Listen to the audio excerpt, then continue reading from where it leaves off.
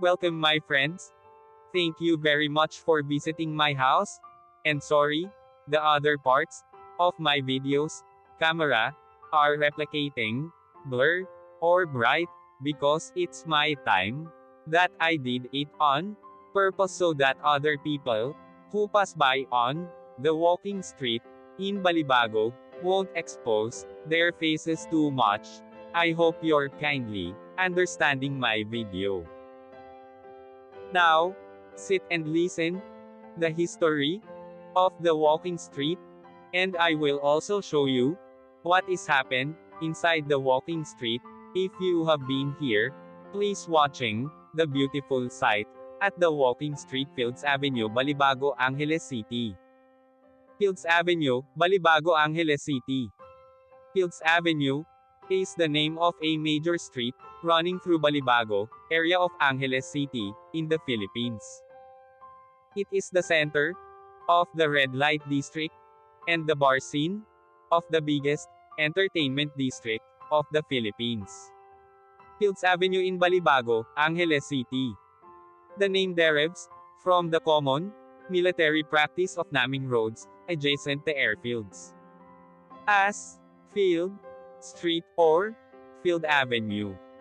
Originally, the name referred to the Clark Air Base and was Clark Field Avenue. The name evolved to become Fields Avenue. History: Fields Avenue, Balibago, Angeles City, Pampanga, Philippines. Philippines was an American colony from 1898 to 1946. Bars on Fields Avenue. Catering to the single American defense personnel who worked in the adjacent Clark Air Base, first emerged in 1940. During 1940s and 50s, there were only 3 such bars just outside the main gate of the air base. By early 1960s, the Fields Avenue developed as a street lined with several bars. From November 1955 to April 1975, America fought Vietnam War. As the number of American troops in this war grew, more and more forces were deployed at Clark Air Base or routed through it. This led to a pro-life ration of bars, live bands, and prostitution, the latter mostly by young Filipino women, most of them either teenagers or 18 hanggang 55 years old. By the 1970s, there were more than 150 bars and prostitution joints along Fields Avenue. This led to a mushrooming of related ancillary industries in the vicinity, namely music bands, hotels, doctors, hairdressers, and money exchange transfer services. In its heyday, Fields Avenue provided direct or direct employment to nearly 20,000 Filipinos, including plumbers, electricians, and security guards.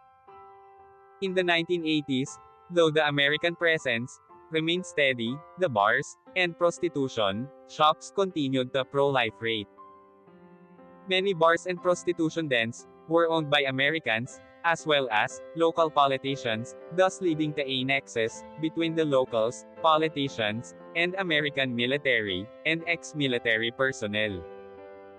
With the withdrawal of American Defense Forces from Clark in 1993, many of these establishments changed hands, but continued to do business. As Clark was turned into a Special Economic Zone, SEZ, these bars and prostitution joints changed their clientele to suit their new customers, Japanese and Korean businessmen.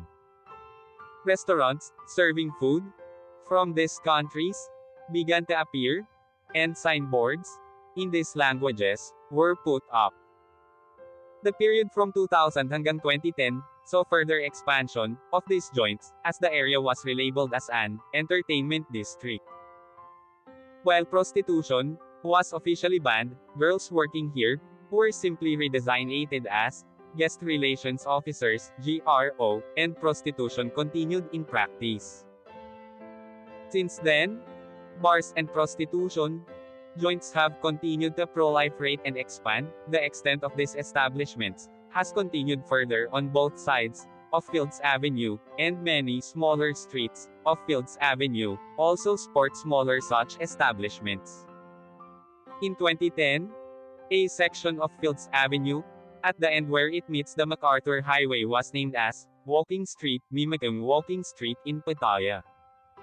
This section was made pedestrians only, with road traffic banned from 6 p.m. to 6 a.m.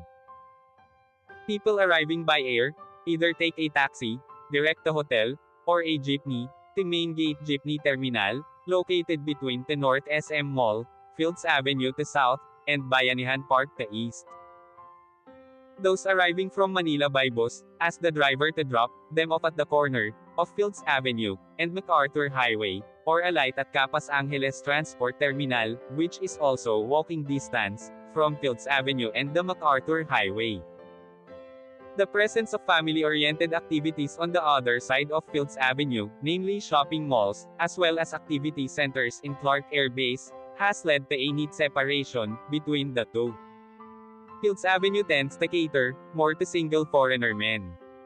And sometimes women too, with at least 5 bars, featuring gigolos and gays, while the rest of Clark caters to family-based entertainment.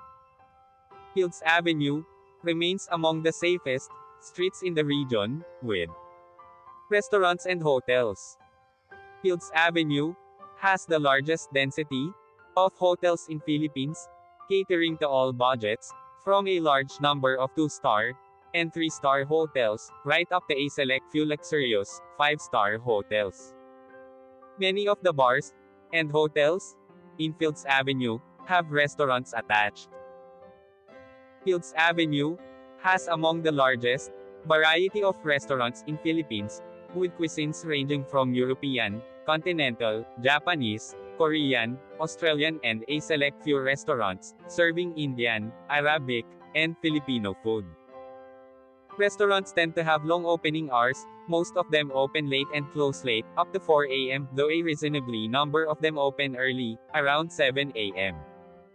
A few restaurants are open 24 hours. Most Filipino and international fast food chains including McDonald's, KFC, and Jollibee have at least one branch along or near Fields Avenue. 24 Hours Police Station is located in the center of Fields Avenue. Thank you so much. See you my next video.